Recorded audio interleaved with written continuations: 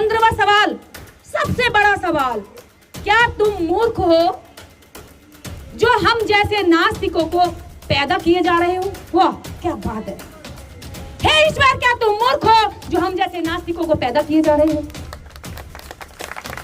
जोर से बजाइए तालियां, बहुत बड़ी बात है। ईश्वर नहीं आएगा, अभी देखना कल एफआईआर भी होंगी तो ईश्वर नहीं आएगा, एजेंट आएंगे। हो सकता है यहाँ बैठे हुए लोगों के खिलाफ कल से वो आ जाए फरमान जारी, सर धड़ से अलग कर दो, तन से जुदा कर दो और हम 10 करोड़ रुपए देंगे। अगली लाइन सुनिए, अभी आखिरी सवाल और पूरी लाइन सुनिए।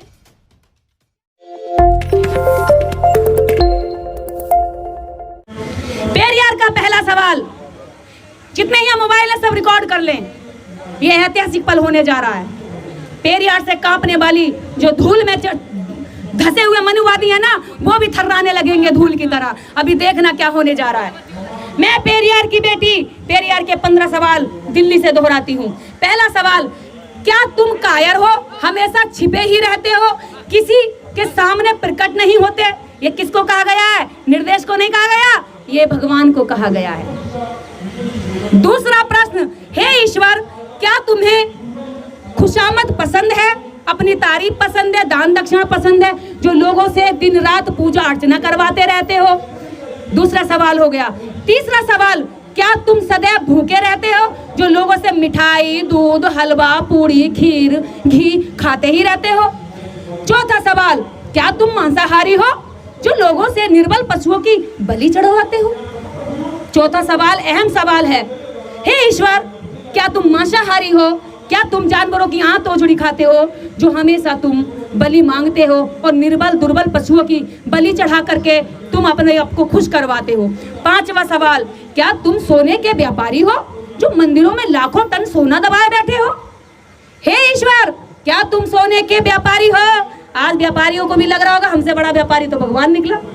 हे ईश्वर, क्या तुम व्यापारी हो, जो लाखों टन सोने को अपने मंदिरों में दबाए बैठे हो? मैं नहीं कह रही हूँ, पेरियार ने कहा है, लगभग 125 साल पहले कहा है। ये पेरियार की बेटी तो बस दोहरा रही है। इसके आगे सुनिए, हे ईश्वर, क्या तुम व्यभिचारी हो, बलात्कारी हो, जो तुम मंदिरों में देवदासियों को रखते हो और उनकी हड्डियां नन्ही नन्ही उम्र में उनका शोषण करते वक्त तोड़ देते हो? पेरियार कह रहे हैं, मैं नहीं कह रही हूँ। सातवां सवाल, ईश्वर, क्या तुम कमजोर हो, जो रोजाना होने वाले बलात्कारों को बिल्कुल नहीं देख पाते, अंधे हो? पेरियार कह रहे हैं, मैं नहीं कह रही हूँ। हे ईश्वर, क्या तुम मूर्ख हो? हे ईश्वर, क्या तुम मूर्ख हो, जो दुनिया के देशों में गरीबी भुखमरी होते हुए भी अरबों रुपए का अन्न, दूध, घी, तेल बिना खाए ही नदी नाले में और बहा देते हो, बर्बाद कर देते हो, संसाधनों का नाश कर देते हो? नौवां सवाल, हे ईश्वर, क्या तुम बहरे हो? हे ईश्वर, क्या तुम बहरे हो, जो बेवजह मरते हुए आदमी, बलात्कारी होती हुई मासूमों की आवाज नहीं सुन पाते? हे ईश्वर, क्या तुम बहरे हो? निर्देश यहाँ से चीख चीख के अपने समाज के अधिकारों की मांग करती है और तुम उनके अधिकार ही नहीं दे पाते। हे ईश्वर। 10वां सवाल, क्या तुम अंधे हो, जो रोज अपराध होते हुए नहीं देख पाते हो? अंधे भी हैं। इसके आगे 11वां सवाल, क्या तुम आतंकवादियों से मिले हुए हो? क्या बड़ी बात कही है। हे ईश्वर, क्या तुम आतंकवादियों से मिले हुए हो? किसी व्यक्ति से बात नहीं हो रही है यहाँ पर, सीधी ईश्वर के साथ पेरियार के सवाल हो रहे हैं और बीच में कोई आएगा तो ये खबरदार, यहाँ भगवान से सीधी बात हो रही है, बीच में किसी को आने की जरूरत नहीं है। अगर वो भगवान का एजेंट बन के आना चाहता तो आ जाए, फिर सारे केस मुकदमे हम उस पर करेंगे। इसके बाद, क्या तुम अंधे हो, जो अपराध को होते हुए नहीं देख पाते? क्या तुम आतंकवादियों से मिले हुए हो, जो रोज धर्म के नाम पर लाखों लोगों को मरवाते हो? हे ईश्वर, क्या तुम आतंकवादियों से मिले हो, जो रोज लाखों लोगों को धर्म के नाम पर मरवाते हो?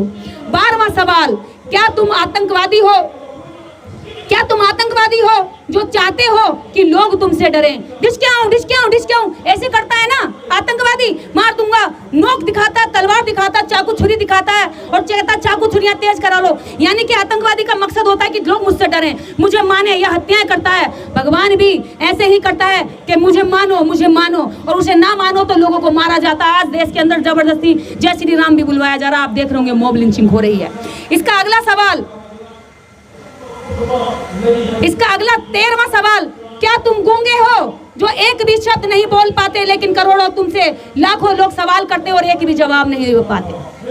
मैं अभी यहाँ 15 सवाल कर रही हूँ ईश्वर मुझे एक भी सवाल का जवाब दे दे तो मैं मान जाऊंगी कि क्या तुम भ्रष्टाचारी हो। इस बात को अधिकारी कर्मचारी बहुत अच्छे से समझ रहे होंगे, क्योंकि जब हम काम करते हैं तो सरकारी योजना में भ्रष्टाचार होता है। अमीर ले जाते हैं गरीब का कार्ड बनाकर। आज भी हजारों लोग ऐसे हैं जो नौकरियां कर रहे हैं। एक तो एमपी बन गई एससी का सर्टिफिकेट बना करके। तो भगवान भी मिला हुआ है इन भ्रष्टाचारियों के साथ कि इन्हें भ्रष्टाचार करने के लिए कहता है कि जा एससी का सर्टिफिकेट लगा ले, जो ओबीसी का सर्टिफिकेट लगा ले और इनका धन और इनकी सीट छीन के ले जा, इनको लूट के ले जा। तो ये सवाल भगवान से हो रहे हैं, भगवान क्या तुम भ्रष्टाचारी हो जो तुम सारे काम अमीरों के लिए करते हो और गरीबों के लिए कुछ नहीं करते हो। 15वां सवाल, सबसे बड़ा सवाल, क्या तुम मूर्ख हो जो हम जैसे नास्तिकों को पैदा किए जा रहे हो। वाह क्या बात है। हे ईश्वर, क्या तुम मूर्ख हो जो हम जैसे नास्तिकों को पैदा किए जा रहे हो। जोर से बजाइए तालियां, बहुत बड़ी बात है।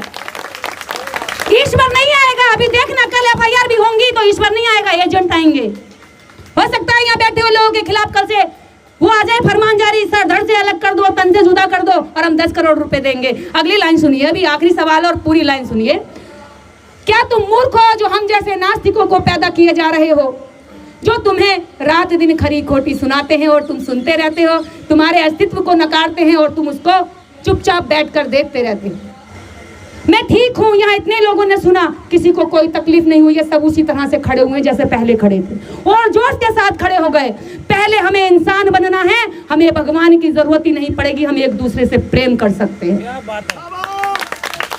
दूसरी बात, हमें कहा जाता है कि ये लोग तो नीचे रहने के लिए पैदा हुए हैं, लेकिन अगर जिस दिन इस भगवान के नाम का शोषण बंद हो गया, कि पेरियार ने एक बात और कही है, भगवान का जन्म मूर्खों ने किया है, प्रचार धूर्तों ने किया है और मंदबुद्धि लोग उसको मानने का काम करते हैं। तो अब आप देख लेना आप कौन सी लाइन में खड़े हुए हैं। इसी बातों के साथ यहाँ पर उपस्थित सभी लोगों का, मीडिया का खासकर मैं तहे दिल से शुक्रिया करती हूँ। मैं सबका नाम ले रही हूँ, समझ लेना, सबका नाम ले रही हूँ मैं यहाँ से, और मैं आपका शुक्रिया अदा करती हूँ। और शुक्रिया अदा करने में यहाँ मैं प्रशासन का भी शुक्रिया अदा करूंगी कि आपने हमारे कार्यक्रम को, यहाँ प्रशासन के लोग खड़े हुए हैं उनका भी शुक्रिया अदा कि आपने हमारे प्रोग्राम की पूरी तरीके से देखरेख की और यहाँ पर किसी भी तरह का कोई ऐसा अनहोनी नहीं हुई जिसकी हम पहले से सोच कर आए थे, क्योंकि हमें पहले से कई सारे ऐसे हिंट दिए जा रहे थे, लेकिन अच्छे से हो गया। सभी लोगों का बहुत बहुत धन्यवाद, शुक्रिया। और 15वां सवाल, सबसे बड़ा सवाल, क्या तुम मूर्ख हो जो हम जैसे नास्तिकों को पैदा किए जा रहे हो। वाह क्या बात है। हे ईश्वर, क्या तुम मूर्ख हो जो हम जैसे नास्तिकों को पैदा किए जा रहे हो। जोर से बजाइए तालियां, बहुत बड़ी बात है। ईश्वर नहीं आएगा, अभी देखना कल एफआईआर भी होंगी तो ईश्वर नहीं आएगा, एजेंट आएंगे। हो सकता है यहाँ बैठे हुए लोगों के खिलाफ कल से वो आ जाए फरमान जारी, सर धड़ से अलग कर दो, तन से जुदा कर दो और हम 10 करोड़ रुपए देंगे। अगली लाइन सुनिए, अभी आखिरी सवाल और